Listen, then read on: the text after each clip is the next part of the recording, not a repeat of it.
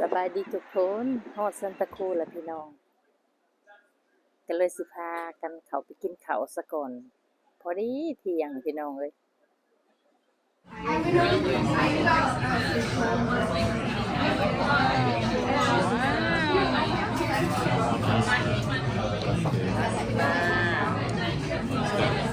มอสเตอร์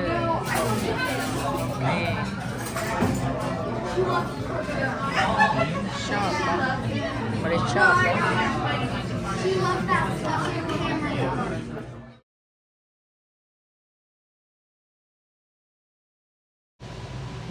ถ่ายวิวให้พี่น้องเบิ่งก่อนถ่ายออกไปจากกันบอนที่เขานั่งกินข้าวเนาะงามเนาะทุกคนเนาะเบิ่งดูพี่น้องอากาศก็ดีดีมื้อนี้อากาศพอดีนะอันนั้นเป็นเรือแพที่เฮาแนมเห็นอยู่นี่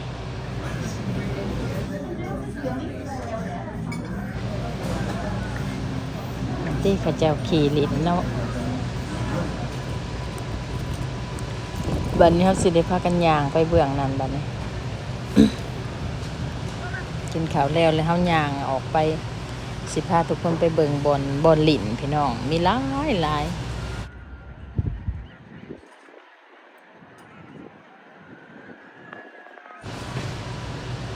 ย่างไปเบิ่งพุ่นแหละไม้หนึ่งย่างก็ได้ไกลเติบอยู่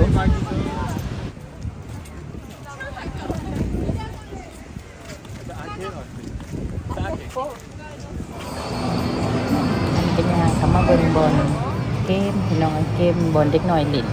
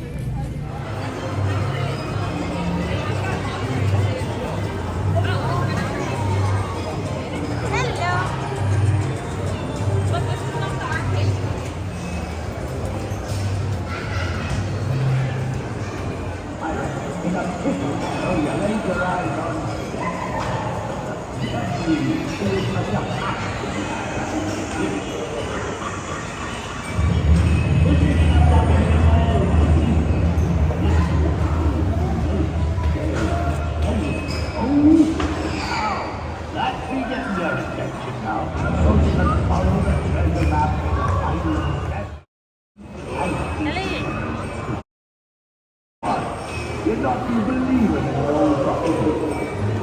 You think me, I can make people leave you in place.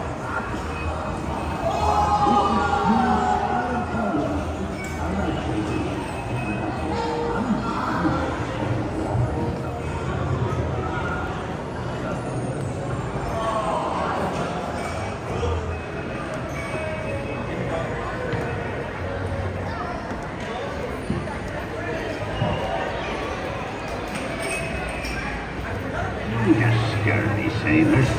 You've been standing there on the dock looking at me all day. Are you going to be coming in?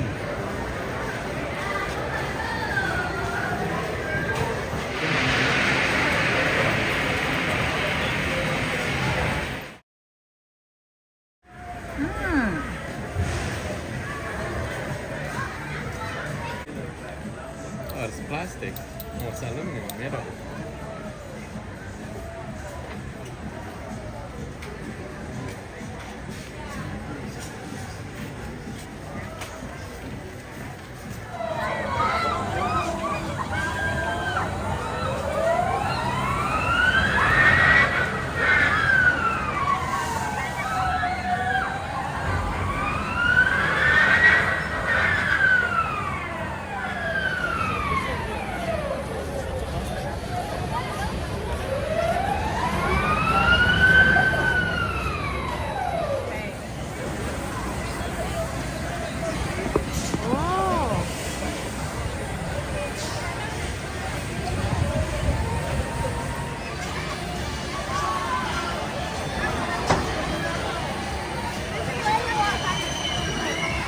เขาสิยางบ่ลูกยางบ่ยางตัวใด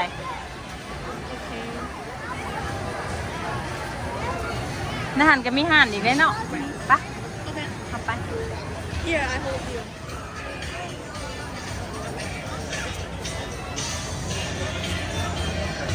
เป็นยัง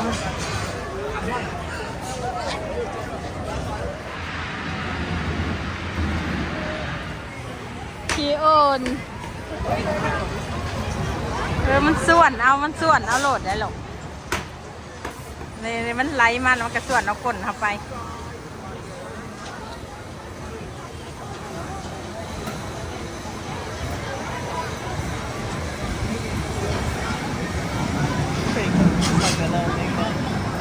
Right on.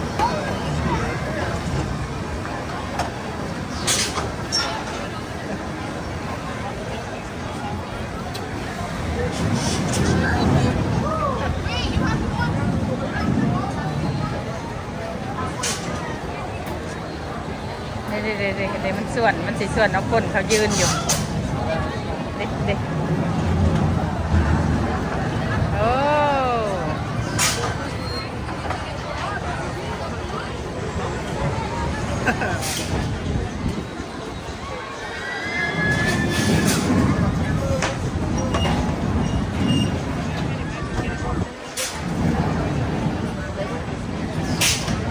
เนาะ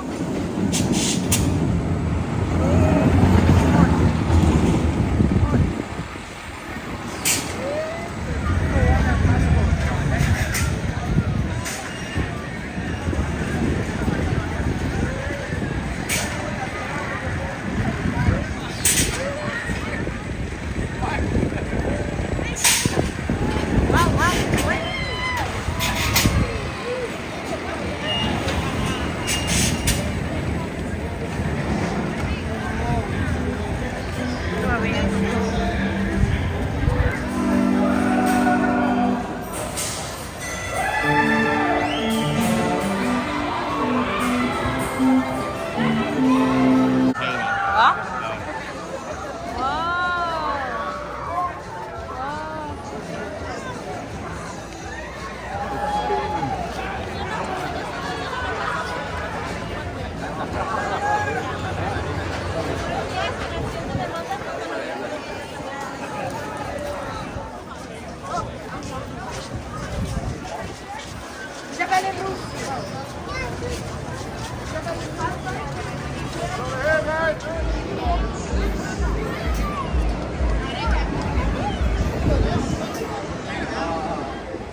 And that is the liver that going.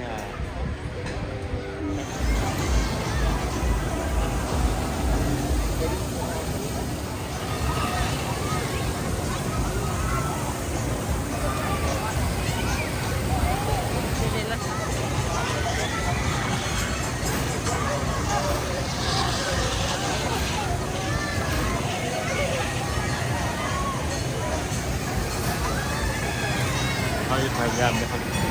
จริงๆคันนี้รถไฟลูก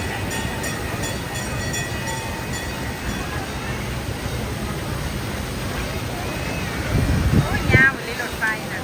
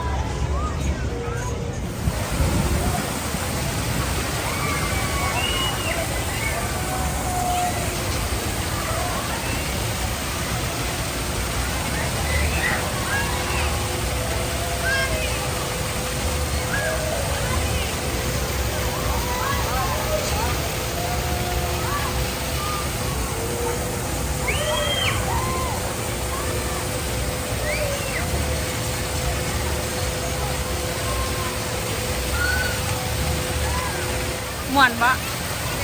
ผักเอ็นติหมักไว้เนาะแดงนะโอ้โตอันนั้นมัน เดียวแล้วนะ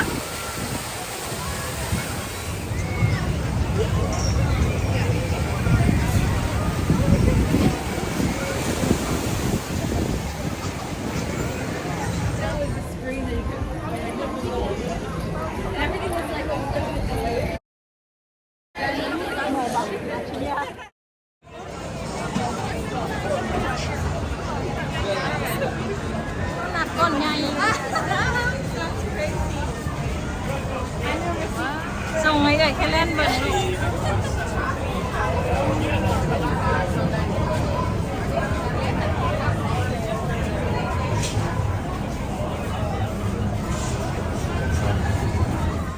กลับบ้านแล้วทุกคนพบกันใหม่คลิปหน้าสำหรับมื้อนี้สบายดี